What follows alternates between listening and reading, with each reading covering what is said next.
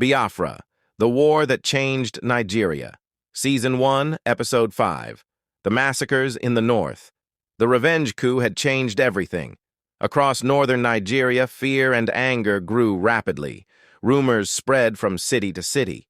Markets became quieter. Neighbors who once laughed together now watched each other with suspicion. For many Eastern families living in the north, uncertainty filled the air. Some hoped the violence would pass. Others feared something terrible was coming. And soon, thousands of innocent people would find themselves trapped in one of the darkest moments in Nigerian history. At night, whispers spread through crowded neighborhoods. Stories of attacks began moving from house to house.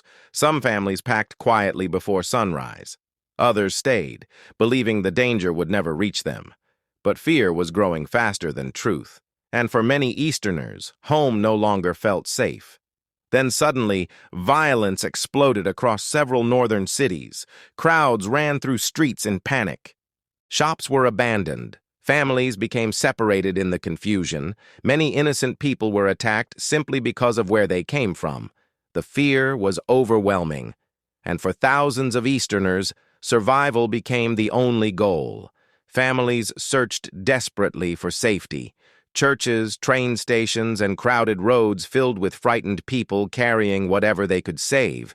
Children cried, parents prayed, and everywhere, uncertainty followed them. The dream of one united Nigeria was beginning to collapse before their eyes. Soon, thousands began fleeing back to eastern Nigeria. Roads became filled with refugees moving eastward day and night. Some traveled by train. Others walked for miles under heavy rain and scorching heat. Every family carried painful stories, stories of fear, stories of loss, stories that would soon change Nigeria forever. As refugees reached the east, they shared terrifying stories of what they had witnessed.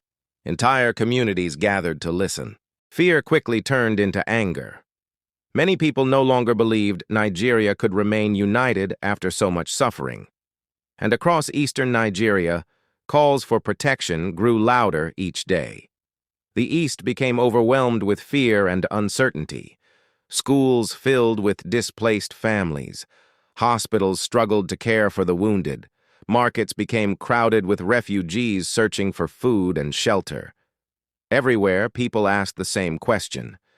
Could Nigeria survive this crisis? In eastern Nigeria, military governor Chukwuemeka Odumegwu Ojukwu watched the crisis closely. The growing refugee crisis and stories of violence deepened tensions between the eastern region and the federal government. Trust was disappearing rapidly, and many feared Nigeria was moving closer to something far more dangerous than political division. By the end of 1966, Nigeria felt deeply divided. Fear had replaced trust. Anger had replaced unity. And millions of ordinary people now feared what the future might bring. The country stood dangerously close to civil war. The massacres in the north changed Nigeria forever. The refugee crisis deepened regional divisions. And as fear spread across the nation, the possibility of peace slowly faded away. Soon, leaders on both sides would begin making decisions that could no longer be reversed. The storm was no longer approaching. It had already arrived. History reminds us that hatred and fear can destroy even the strongest nations. The massacres of 1966 left deep wounds that would push Nigeria closer to civil war. But behind every headline were ordinary families searching only for safety, peace, and survival.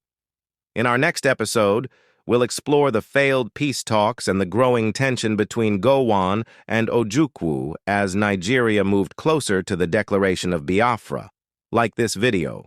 Subscribe for more episodes of Biafra, the war that changed Nigeria. Follow on YouTube, TikTok, and Facebook. Comment below. Could Nigeria still have been saved from civil war at this point?